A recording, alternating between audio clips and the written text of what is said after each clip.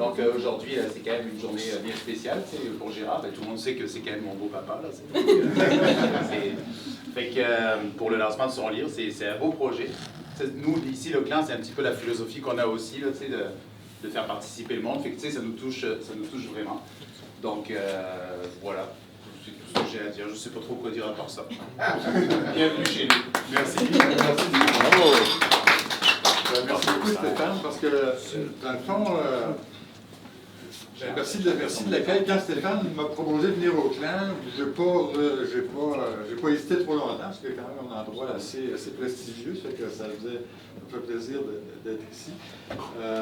Donc, merci surtout à vous autres d'être présents. C'est un plaisir, c'est un honneur que vous soyez ici pour moi. Là, ça me touche beaucoup. Et puis c'est une fierté de vous présenter le livre, là. Comprendre l'entreprise libérée. 6 entrepreneurs nous présentent leur entreprise. La fierté, c'est toujours un sentiment un petit peu partagé, parce que des fois, c'est pas vraiment de l'orgueil, qu'on est trop fier de faire quelque chose, mais j'avoue, dans mon cas, j'ai moins la peur de l'orgueil parce que je me concentre sur la deuxième partie du titre. 6 entrepreneurs nous présentent leur entreprise. Donc vraiment, je donne la parole à 6 entrepreneurs, puis je pense que c'est ça qui fait la richesse de ce livre-là, sa richesse et son originalité. Donc merci beaucoup à ces entrepreneurs-là que je vais vous présenter tantôt. Il y en a un qui devait être 3 ici ce matin, finalement, COVID oblige, il y en a seulement qu'un qui est ici ce matin. Mais je vais vous le présenter tantôt, je vous présenterai rapidement les 3 autres, là. Dans le fond, écrire un livre, c'est un peu solitaire comme exercice. Dans le fond, on est un peu tout seul quand on se lance là-dedans. Il faut le concevoir, l'écrire. Ensuite, bon, il y a des corrections qui s'en viennent. Mais j'avoue que dans mon cas, pour moi, cette solitude-là a été quand même bien accompagnée. Dans un premier temps, je dirais que Stéphane a été un des accompagnateurs un peu tout le long du projet, au niveau de la conception, et puis vers la fin, au niveau de la promotion. Donc, à chaque fois que j'ai interpellé Stéphane, il était très généreux dans ses conseils, dans ses opinions. Ça m'a facilité la tâche. Ça baignait plus dans l'huile avec Stéphane. Et l'autre personne qui m'a accompagné aussi quand même pas mal tout le long, c'est ma conjointe André, parce qu'elle, il fallait que... Dans le fond, elle a corrigé le français. Donc, s'il y a une bonne qualité de français dans ce livre-là, c'est beaucoup à cause d'André. Parce que moi, je vous dirais que quand j'écris, c'est à peu près comme je parle. Donc, vous voyez le défi qu'elle a pu quand même rencontrer, ce qui n'était pas évident. Mais je pense que ça donne quelque chose qui est très potable. Et là, une fois que j'ai eu le manuscrit prêt, j'avais quand même... Je dirais une angoisse d'auteur. Je ne sais pas si tous les auteurs ont cette angoisse-là. Peut-être que tu pourras nous partager ça tantôt. Mais je me demandais, bon, moi, c'est un livre qui s'adresse aux entrepreneurs et aux gestionnaires. Je me disais, ces gens-là, est-ce que ça va leur plaire? Est-ce que je leur offre un plus? Ça va-tu être intéressant pour eux autres? Et là, j'ai pensé à 2 personnes dont je considère l'opinion très valable. J'ai envoyé le livre à 2 personnes en leur disant, écoutez, j'aimerais ça que vous preniez le temps de lire ce livre-là. Et une fois que quand vous l'aurez lu, si vous pensez que ça vaut la peine d'être publié, j'aimerais ça aussi vous demander d'écrire une préface pour ce livre-là. Et là, j'ai attendu un peu et finalement, la première réponse est venue de Peter Simons. J'avoue que ça a fait ma journée quand j'ai eu cette réponse-là. Donc, je me disais, oui, je pense qu'on l'a. Je pense qu'on a vraiment la valeur ajoutée que je cherchais. Je pense que le livre vaut la peine. Et la deuxième personne, c'était Diane Derry. Diane aussi, que je considère beaucoup. Là, quand j'ai reçu la réponse de Diane, j'avais vraiment la confirmation. On a quelque chose d'intéressant, je pense qu'on tient un bon filon. Ça fait que Peter et Diane, qui n'est pas ici ce matin, je vous remercie beaucoup. Et Peter, je ne sais pas si tu te souviens, mais je t'avais dit, quand il va y avoir le lancement, j'aimerais ça que tu nous dises, une fois que tu as eu le manuscrit en main, qu'est-ce qui fait que tu as décidé d'écrire cette préface-là? Qu'est-ce qui a été l'impulsion qui t'a décidé? Peut-être nous... Non, évidemment, vous m'avez parlé, et je n'ai pas vu le livre, donc je me demandais dans quoi je m'embarquais. Mais finalement, j'ai demandé le manuscrit, puis en le lisant, j'étais très content d'avoir accepté un petit peu dans l'inconnu, parce que ça m'a fait intellectuellement vibrer un petit peu. Je pense qu'on vit une époque particulière où c'est le temps on a besoin de re-questionner. Peut-être pas toujours mettre tout en marche, mais on a besoin de cette... moi, je réfère beaucoup en entrepreneurship aux vigueurs de l'hybride. L'idée de croiser des idées, puis arriver à quelque chose de plus fort. Puis à ce moment-ci, je pense qu'on cherche tout ça. Puis le livre a contribué à ça. C'est un ensemble d'idées, d'expériences des entrepreneurs à penser autrement et pas juste tomber dans le panneau tel qu'il est depuis, ben pour être honnête, depuis 200 ans, depuis les années, les Écosses, Adam Smith et puis l'autre grand philosophe. Donc, j'étais très content. Je trouvais que c'est un livre qui a sa place, particulièrement maintenant, très stimulant et pour n'importe quel entrepreneur qui embarque à 100% ou à 50%, c'est évident. Donc, j'ai eu beaucoup de plaisir suite à la lecture d'écrire le préface, puis j'ai beaucoup d'admiration pour l'ouvrage. Merci.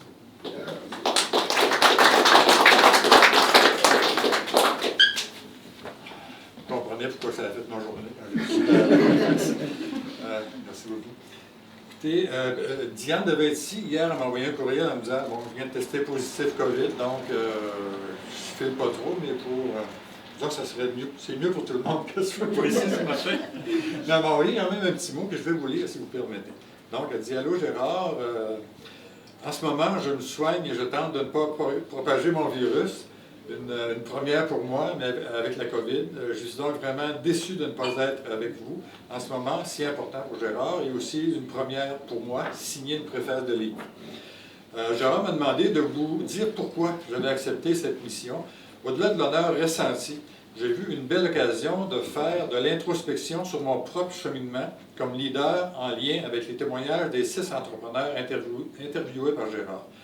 La réflexion de Gérard est porteuse pour qui veut explorer, en tout ou en partie, les concepts de l'entreprise libérée.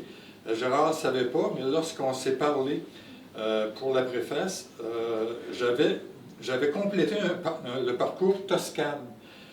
Toscane qui vise à former des leaders plus humains dont les concepts des entreprises libérées sont au cœur de leurs actions.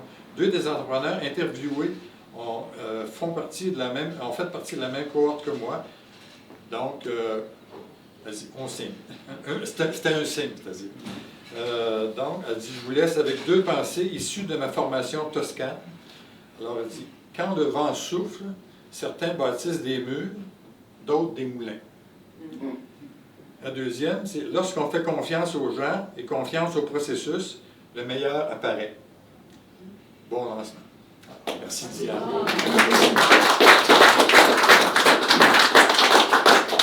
Et dans le fond, je vais le faire tantôt, mais Steve Bussière, qui est ici comme entrepreneur, faisait partie de la première cohorte de Toscane, donc probablement que tu reconnais des citations peut-être. Oui, une citation qui est propre à Toscane. Oui, merci.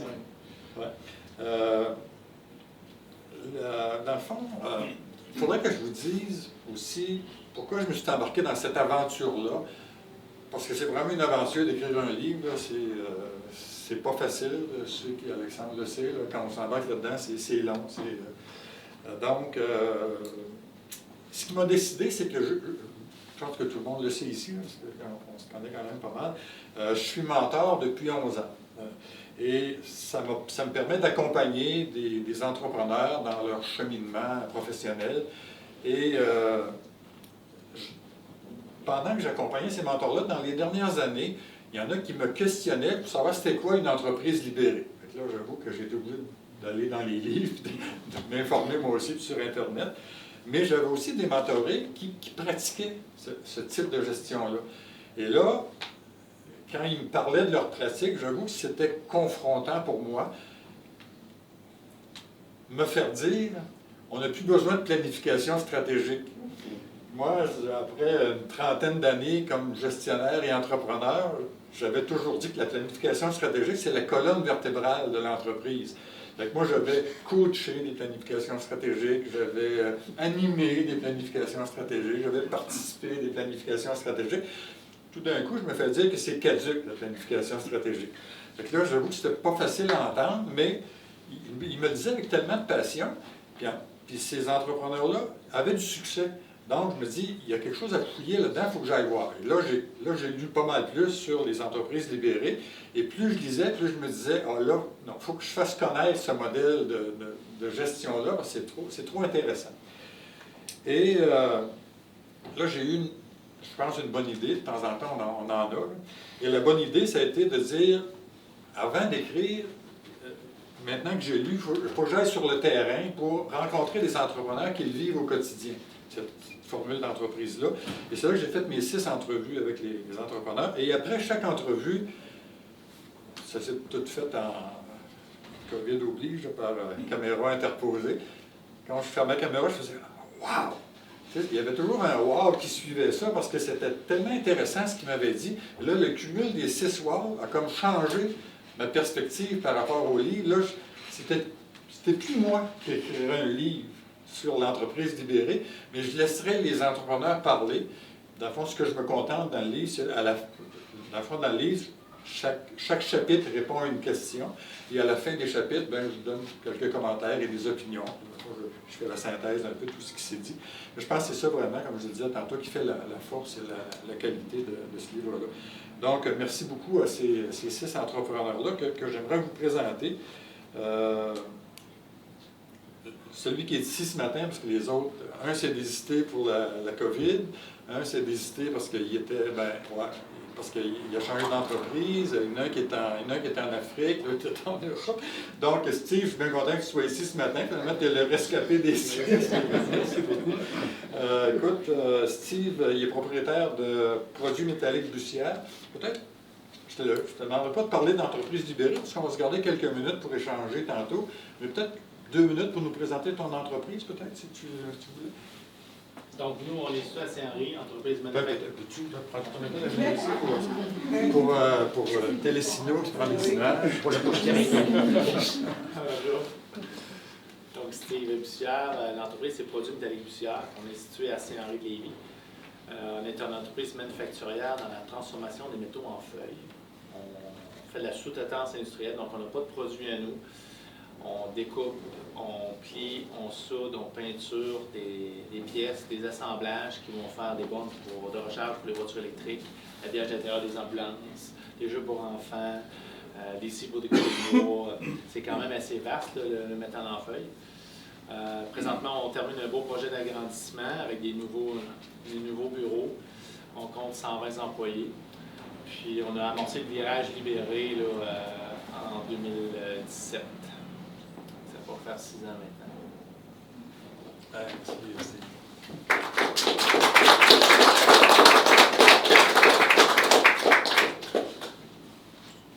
Rapidement, je vais vous présenter les 5 autres, parce que ils sont, que je dis, sont la colonne vertébrale du livre. J'espère que ça ne fera pas comme la planification stratégique. L'autre entrepreneur qui s'excuse ce matin, texto ce matin, dit bon, testez COVID. Alors, c'est Steve Bernier. Lui est actionnaire d'une entreprise en TI, Technologie de l'information, qui s'appelle FNT. Et lui, quand je l'ai interrogé, je le savais déjà, il avait pratiqué, son entreprise avait été gérée en entreprise libérée pendant un bout de temps. Et quand je l'ai interviewé en janvier 2022, ça fait déjà un petit bout de temps qu'on a fait ça, il faisait tout. Donc, je trouvais ça intéressant d'interviewer quelqu'un qui l'avait fait un bout de temps et qui avait arrêté. Donc, ça nous permet d'aller de voir que c'est pas pour tout le monde, il y a des conditions à respecter. Donc, je trouvais ça intéressant, cet aspect-là. Parmi les autres entrepreneurs, il y a Jean-Roch Fournier. Lui, en 2022, il était copropriétaire d'une entreprise dans la grande région de Québec qui s'appelle Lumca. Les autres sont spécialisés dans l'éclairage, les produits d'éclairage, leur marché nord-américain, une cinquantaine d'employés. Bon, un peu plus de détails dans le livre. Vincent Roy, Vincent que tu connais, Steve. Vincent, lui, est basé à Beauceville, une quinzaine d'employés. Lui, il s'appelle RG Dessin, son entreprise. Et puis, depuis 2004, ils sont là. Eux, ils font ils accompagnent la fenestration commerciale. Donc, ils donnent des conseils au niveau de la fenestration commerciale. J'aurais pu vous en parler plus que moi, mais c'est lui qui est en Europe cette semaine. Le 5e, c'est Daniel Voyer. Daniel aussi s'excuse. Lui a changé d'emploi aussi depuis le temps. Et son nouvel employeur a eu besoin de lui ce matin, donc il n'est pas plus disponible. Quand je l'ai interviewé, il était directeur général de Développement PME. Développement PME, c'est une entreprise qui accompagne les entrepreneurs de Chaudière-Appalaches dans leur développement d'entreprise. Et je trouvais ça intéressant d'avoir d'interviewer Daniel, parce que vous me connaissez, je pense, pour la plupart, là, je suis impliqué pas mal dans les entreprises, souvent coopératives, collectives, au BNL. Et là, ça, c'était un organisme à but non lucratif, donc je trouvais ça intéressant d'avoir cet exemple-là dans mon livre. Et le 6e, je ne vous le présenterai pas. Je ne vous le présenterai pas parce que c'est un jeune entrepreneur qui se prépare à prendre la relève et il ne voulait pas être... il ne voulait pas qu'on cite son nom. Parce que là, il se prépare à prendre la relève et il dit quand ça sera fait, là, j'annoncerai mes couleurs, mais pour tout de suite, j'aimerais qu'on garde ça secret. Mais je trouvais ça intéressant parce que lui, il se prépare à prendre la relève, il se prépare à prendre la propriété d'une entreprise d'une 60aine d'employés, donc d'avoir les reins du pouvoir. Et le jour où il va avoir les reins du pouvoir, il nous dit... Ça ne m'intéresse pas de l'avoir tout seul, je veux le partager, ce pouvoir-là, avec tout le monde dans l'entreprise. C'est intéressant qu'ils nous disent pourquoi, et il y a cet aspect-là dans le livre aussi. Donc, je voulais vous dire, dans le livre aussi, il y a les témoignages des 6 entrepreneurs, mais je prends la peine aussi de dire que ça existe ailleurs, et depuis un bon bout de temps, les entreprises libérées, on en entend moins parler, mais il y a quand même des grosses entreprises comme Patagonia, les vêtements de sport, ça fait longtemps qu'ils sont là-dedans. Il y a Harley-Davidson, il y en a qui en ont, il y en a qui en rêvent, ils ont, ou en tout cas ils pratiquent encore, je ne sais plus, mais quand j'ai lu là-dessus, ils le faisaient, pratiquant d'entreprises libérées. Il y a Gore, qui a développé le fameux Gore-Tex pour les vêtements de sport, qui est une entreprise libérée aussi. Il y a une grosse entreprise, une coopérative financière américaine, qui s'appelle Assurance USAA, qui est une grosse entreprise du côté sud de la frontière ici, et qui pratique aussi le modèle d'entreprise libérée. Donc on voit que ça peut s'appliquer à bien des places. Ceci étant dit, je ne vais pas prendre trop de temps. Je vais faire quelques remerciements en terminant. Premièrement, il y a une personne dont le travail a été quand même pas mal dans l'ombre, que je veux saluer. C'est celle qui a utilisé son œil de lynx pour faire les dernières corrections de coquilles. Cécile, merci beaucoup. C'est un beau travail et ça fait beaucoup, ça contribue beaucoup à la qualité du livre. Je veux te remercier publiquement. Il y a nos amis ici qui sont à l'image ce matin. Fred, merci beaucoup d'être ici. Il prend le temps de prendre des photos. Il y a Éric, le gardeur aussi, qui est à la caméra vidéo. Donc merci Éric d'être ici. D'autant plus méritoire que tu pars demain en voyage. Même tu as retardé un petit peu ton voyage pour être ici. Donc merci beaucoup, c'est apprécié. J'aimerais aussi saluer la présence d'Éric Lamirande. Éric m'accompagne au niveau de la promotion du livre et avec sa collègue Josiane. Ils sont très présents, ils font un travail très professionnel et je connais Éric depuis une bonne dizaine d'années, je pense, et c'est toujours un plaisir de le côtoyer. Donc, merci beaucoup de cet accompagnement, ça fait plaisir.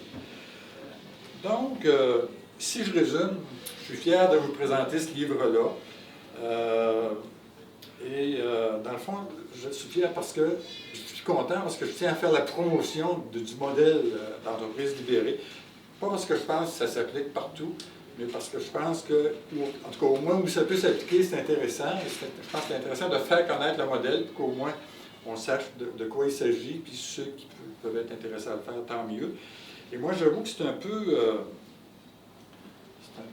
je dirais, ma mission personnelle, là.